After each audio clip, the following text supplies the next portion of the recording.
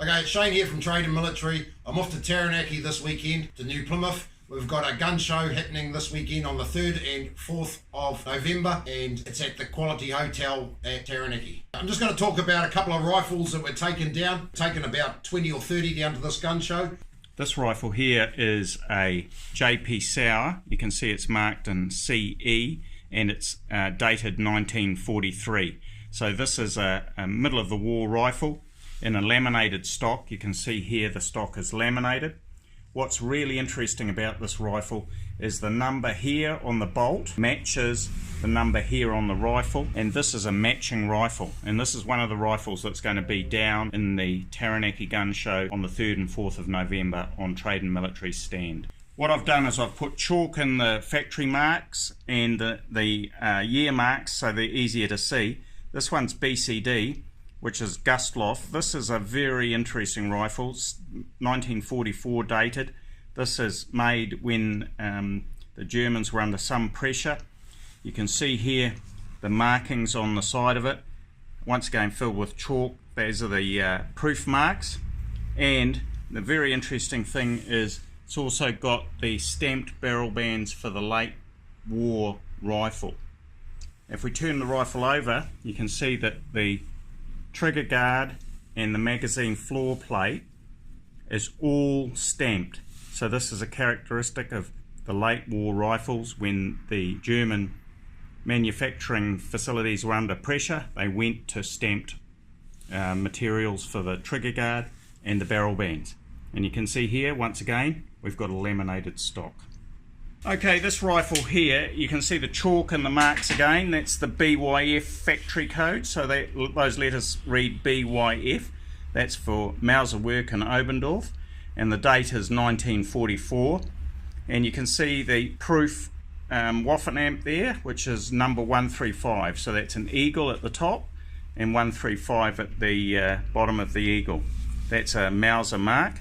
You can see here it's got two firing proofs, one here and one here, and in these late war rifles it's not very clear, but the serial number is just on the barrel just above the stock there, and this serial number here matches the serial number on the bolt.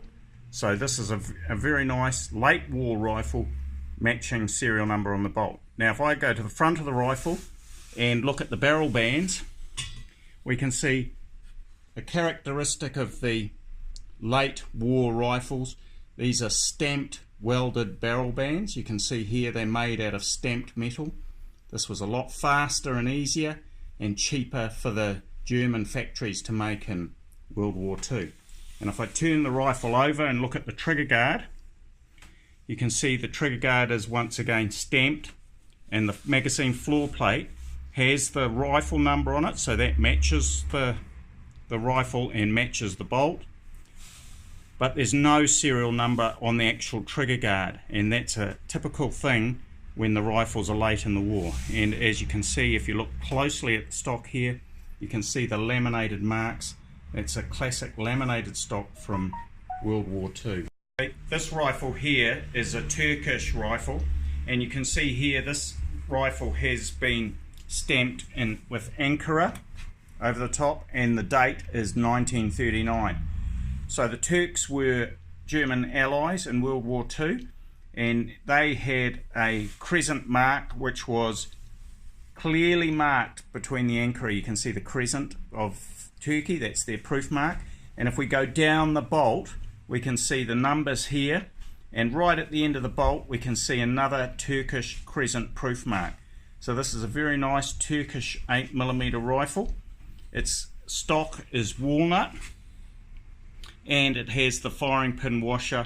So this rifle has been made for the Turks, 1939, and nice high quality rifle with a steel trigger guard. And if we look at the front of the rifle, you can see the barrel bands are typical of the Turkish rifle. They don't look a lot like the German ones, and you can see the front barrel band fits a bayonet that has a muzzle ring and a lock just down here.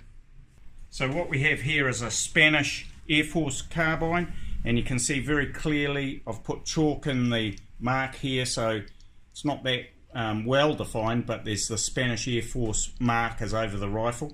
It's an 8mm Mauser, and if you look down here on the bolt, you can see the numbers stamped on the bolt. This is a World War II rifle, and it was in 8mm, and you can see here it's a lovely patina on the walnut stock with very high quality steel trigger guard.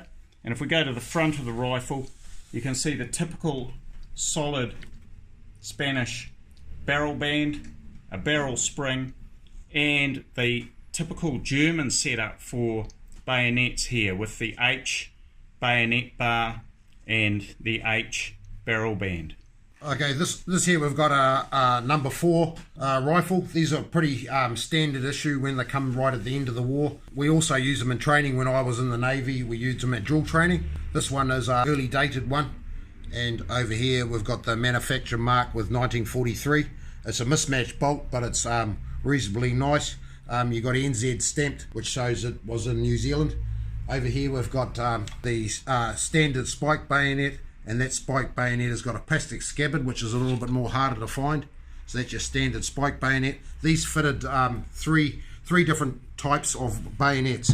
So we've got 2 German World War II all matching bayonets. That means the bayonet matches the scabbard, the number on the bayonet matches the scabbard.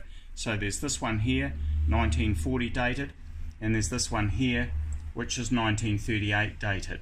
So I'm going to talk about the 1940 dated one because that's the most interesting one, in that it has the name of a vet who bought it into trade and military. The number here, which I have tried to highlight in chalk, matches the number on the bayonet.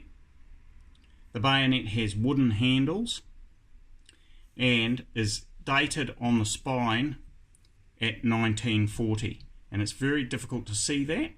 Now if we turn the bayonet over the other way, this is where the maker name is, and you can see the maker name there is the same. The date on the scabbard is 1940 and the maker name is the same on the bayonet. Now if we move to the other bayonet, this bayonet is dated 1938. The number's the same here and here, so you can see very clearly I've put some chalk in the number so it just lifts out of the bayonet. This one here has got a beautiful blade on it, and if we look at the spine of the bayonet here, we can see right at the top there 1938. A little bit difficult to see, but there it is.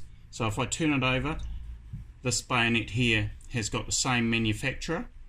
So here it's Elite Dynamite and Elite Dynamite here. So these 2 matching bayonets will be down in the Taranaki Gun Show.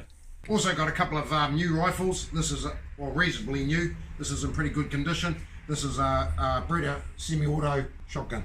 This is a Winchester Big Bore 375. This is like in new condition. I'll also have this down the gun show. So quite nice action. It's hardly ever been fired. Okay guys, that's pretty much it. Just on a few guns that we're taking down the gun show.